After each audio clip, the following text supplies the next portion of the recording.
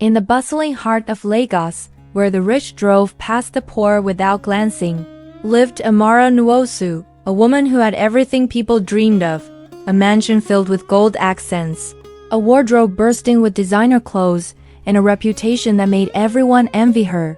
She walked like a queen, spoke like a goddess, and lived like the world revolved around her. Every morning, as her black SUV glided through the city, she passed the same old beggar sitting near the traffic lights. His name was Baba Kofi. His wrinkled hands reached out, but Amara never even looked. To her, he was a stain on her city's beauty, an eyesore. She believed people like him were poor because they were lazy. Her driver once slowed down near the light, and the beggar approached, but she rolled her window up with disgust.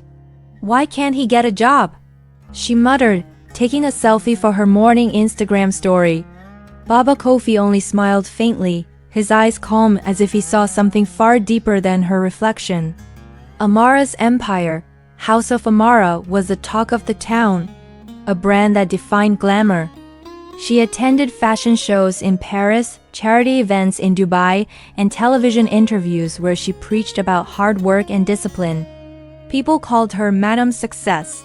Yet, behind the flawless photos and rehearsed speeches, she was empty, lonely in a crowd of admirers. Her laughter echoed in rooms where no one truly cared. One night, she hosted a charity gala called Feed the Future, where celebrities posed beside expensive decorations and pretended to care about hunger. As she walked out of the event in her glittering silver gown, she noticed Baba Kofi standing quietly near the gate. "Madam, a little food, please," he said softly. She stopped, smirked, and laughed in front of her friends. "You? Food. Go earn it." Everyone laughed. Baba Kofi simply replied, "The ground teaches those who walk too high." She ignored him, stepping into her luxury car. Weeks turned into months, and Amara's success kept growing until the storm came. One morning, her accountant called in panic. Her business partner Truka had emptied the company's main account and vanished. Within 24 hours, news channels were screaming headlines, "Fashion Queen in Financial Scandal." Banks froze her assets, and reporters camped outside her mansion. Her so-called friends vanished overnight. Amara tried calling Truka, but he had blocked her everywhere. Her lawyer advised silence, but silence only made her loneliness louder. The same people who once praised her now mocked her downfall. She couldn't believe how fragile her empire really was. Days later, her electricity was cut. Staff quit without warning. Her glamorous house turned into a ghost palace. Her eyes, once lined with luxury, now reflected fear. How did this happen? Tears rolled down her cheeks, washing away her makeup like truth washing away lies. When her fridge emptied and her phone stopped ringing, Amara finally stepped outside, without makeup, without bodyguards, without pride. The city she once ruled didn't even recognize her. Dust gathered on her heels as she walked aimlessly, lost between shame and survival. Then, at a corner she used to speed past, she saw a familiar figure. Baba Kofi sat under the same billboard, humming softly, his little cup beside him. She froze. Their eyes met. He smiled, the same gentle, forgiving smile. "Ah, the lady who didn't believe in hunger," he said softly. She tried to smile, but her lips trembled. I have nothing left," she whispered. He nodded slowly, reaching into his small torn bag and pulling out half a loaf of bread. "Then eat," he said. "Hunger is the greatest teacher." She took it, her hands shaking, her tears falling freely. For the first time in her life, she felt what humility tasted like, and it was bitter, but healing. That day changed something deep within her. She sat with Baba Kofi for hours, talking about life, loss, and fate. She learned that he had once been a school teacher, respected and loved, until corruption and greed destroyed his life.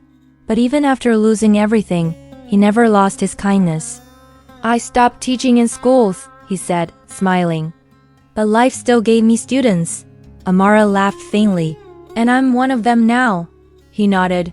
"Perhaps my most stubborn one."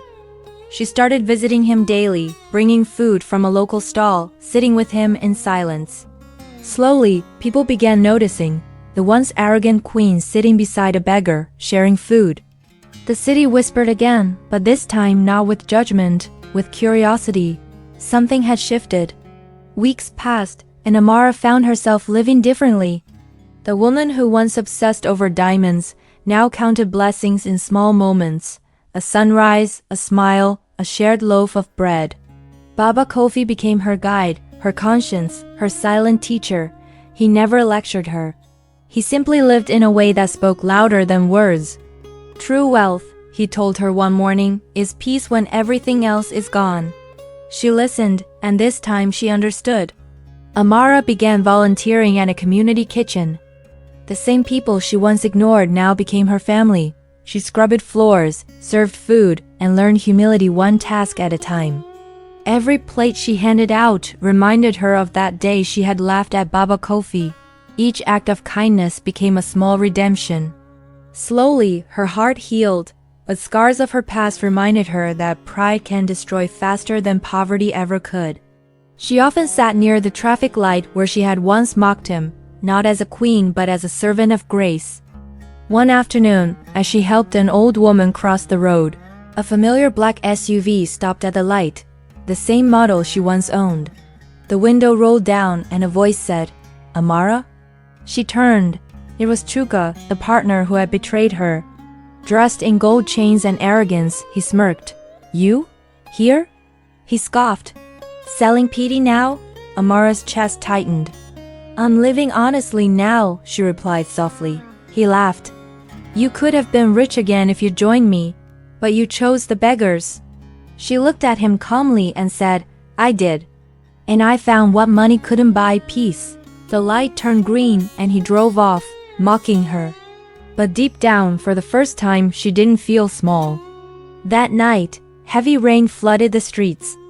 Amara and Baba Kofi sheltered under an old tin roof, laughing as they shared roasted corn. "Do you miss your old life?" he asked. She thought for a moment. "Sometimes. But I think I had to lose it to find myself." He nodded, his eyes twinkling. Loss is a gift that doesn't look like one. The next morning, the city woke to shocking news. Businessman Chuka involved in fatal crash after a night of heavy rain. His luxury SUV had collided with a barrier near the same intersection where Amara used to mock Baba Kofi. She froze, tears mixing with guilt and disbelief.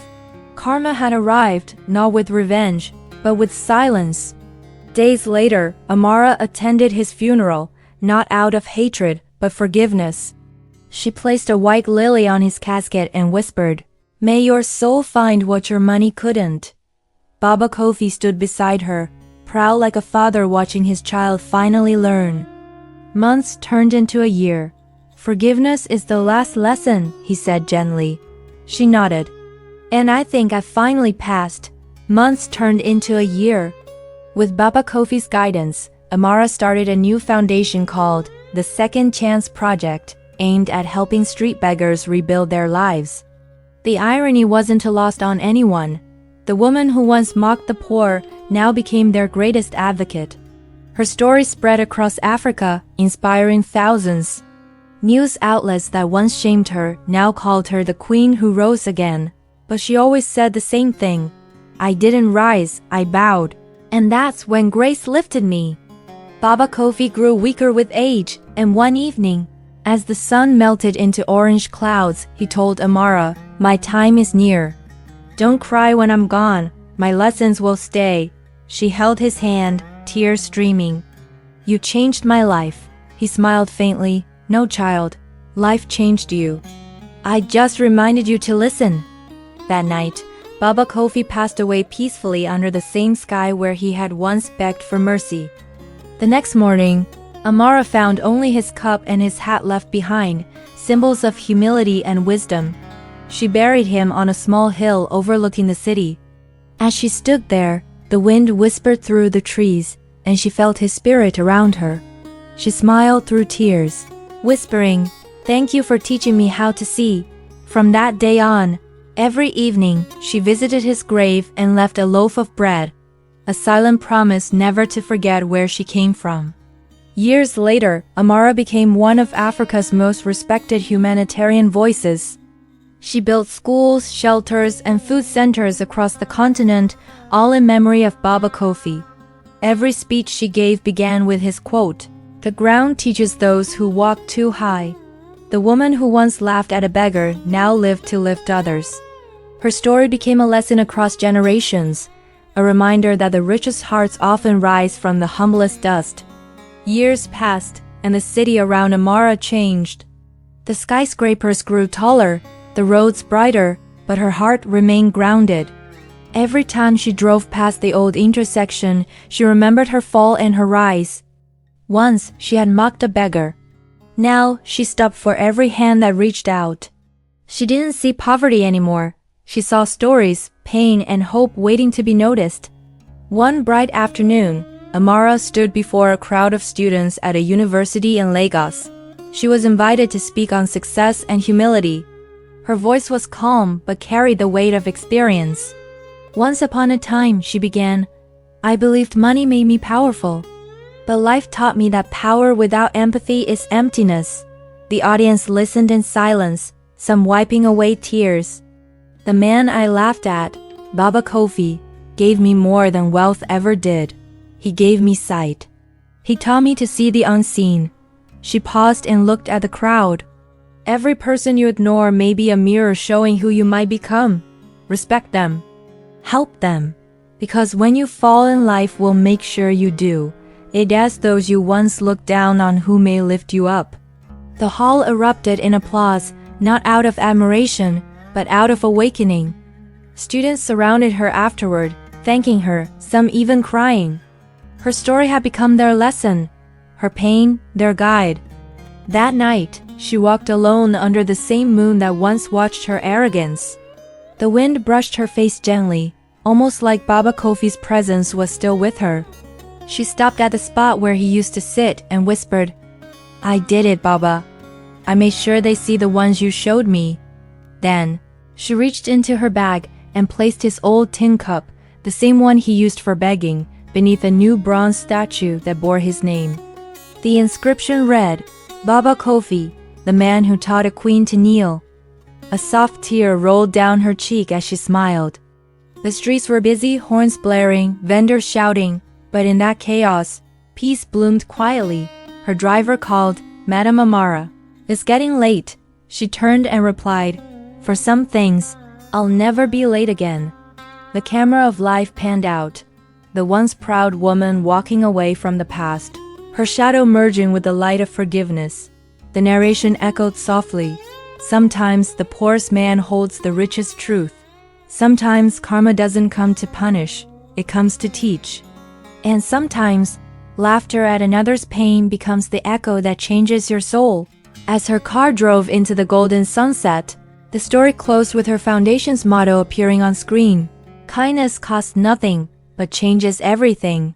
And then, the final voiceover, calm, reflective, and full of heart. What did you learn from Amara's story? Tell us in the comments, and don't forget to like, share, and subscribe to African Folktales Official, where every tale